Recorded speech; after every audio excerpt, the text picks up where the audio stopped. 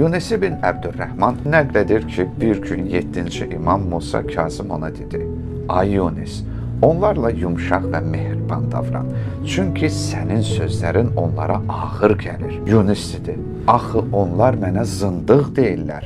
Zındıq adətən Allaha və axirətə inanmayana deyilir. Həzrət buyurdu: "Əgər iki əlində ləl cəvahirət varsa və cəmaət bunun daş olduğunu deyərsə, bu sənə nə zərər verə bilər ki? Ha belə əgər sənin əlində daş varsa və cəmaət sənə bunun ləl cəvahirət olduğunu deyərsə, bu sənə nə fayda verə bilər ki?"